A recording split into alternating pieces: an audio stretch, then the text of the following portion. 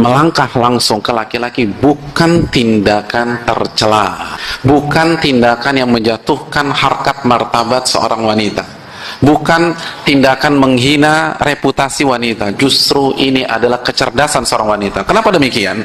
Karena bisa jadi ini pintu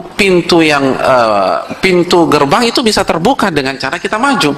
Karena bisa jadi, hadirin sekalian, laki-laki itu tertarik dengan kita tapi dia nggak kepikiran nikah sekarang, atau bahkan sebaliknya, dia sudah hopeless atau dia pesimis, kayaknya nggak mungkin ya saya dapetin si wanita tersebut, padahal si wanita menunggu langkah-langkah konkret dari dia. Atau laki-laki itu ingin study, ingin belajar dulu, ingin kerja, dan belum kepikiran untuk menikah pada waktu dekat. Tapi kalau ada penawaran menarik, kenapa enggak, kan begitu ya? Sama seperti antum pergi ke mall gitu, antum niatnya nggak beli apa-apa, tiba-tiba ada tas diskon 80%. Yang awalnya nggak jadi beli, kan jadi ingin beli, ya apa tidak? Awalnya kita nggak niat nikah tahun ini, tapi ada wanita cantik, hafalnya 30 juz, hafal Sahih Bukhari, Masya Allah, keturunan ningrat, orang kaya, anak tunggal, ayahnya umur 90 tahun, sudah pasang ring, kayaknya warisannya akan jatuh ke dia. Dan yang terpenting mau sama kita, kan begitu. Kalau nggak mau kan percuma. Mau sama kita, dan dia mau tahun ini juga menikah. Orang kan akan berpikir ulang. Yang awalnya nggak mau nikah, yang ingin awalnya mau study, jadi oh kalau begitu saya nikah aja dulu. Kan begitu logika sederhananya. Jadi jangan sia-siakan kesempatan di depan mata. Apalagi laki-laki yang soleh ini jarang dan langka sekali. Jadi kalau kita melihat ada laki-laki soleh, tidak ada salahnya kita maju duluan. Tapi dengan elegan, dengan terhormat, dengan berkelas, jangan dengan cara kampungan. Lihat bagaimana Khadijah mengatur komunikasi dengan Nabi SAW. Dan tapi kalau ditolak gimana Ustaz? Kalau dia ketawain saya gimana? Justru inilah salah satu cara menguji seperti apa kesolehan dia. Kalau dia laki-laki yang soleh, dia berakhlak mulia, dan dia ngerti agama, dia tidak akan melecehkan kita. Kalaupun dia tolak, dia akan tolak secara terhormat atau elegan. Kalau dia ketawain kita, ini adalah sinyal dan tanda dari Allah, dia bukan orang yang terbaik. Karena dia nggak ngerti agama. Kalau dia ngerti agama, hanya secara teori saja.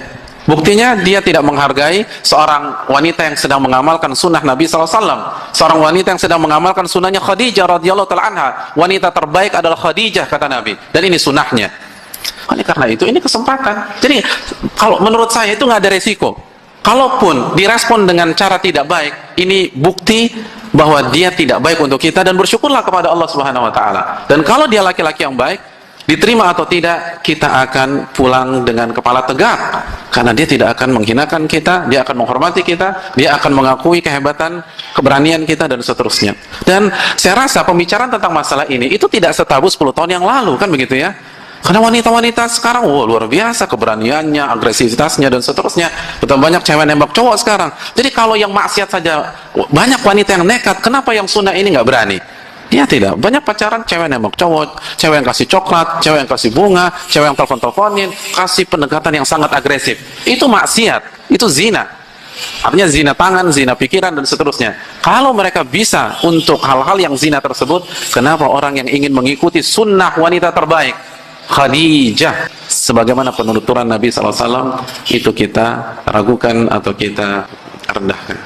Maka cara yang terbaik adalah maju, jemput bola, dan jangan lupa bertakwa kepada Allah. Para akhwat, bertakwa kepada Allah, wahai para muslimat, rekan-rekan sekalian, bertakwa kepada Allah. Saya banyak sekali mengetahui betapa banyak wanita-wanita yang tidak pernah ketemu laki-laki.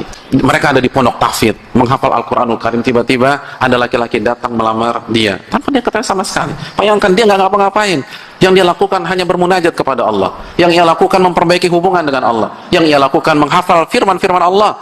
Yang dia lakukan adalah memperbaiki akhlaknya, tutur katanya. Akhirnya seisi pondok tahu bahwa dia adalah wanita yang spesial. Sampai ustadznya tahu ketika ada seorang laki-laki baik ingin mencari jodoh, maka ustadzahnya merekomendasi diri dia. Banyak cara Allah menjodohkan kita. Dan yang terpenting, bangun hubungan dengan Allah Subhanahu wa taala. Jangan kejar sana kejar sini. Tapi kalau kita sudah menemukan laki-laki yang bagi kita cocok, bagi kita layak untuk diperjuangkan, dianya baik, dia soleh, kita tahu sepak terjangnya, ibadahnya kita tahu. Dan sekali lagi, cari pasangan cocok itu susah sekali.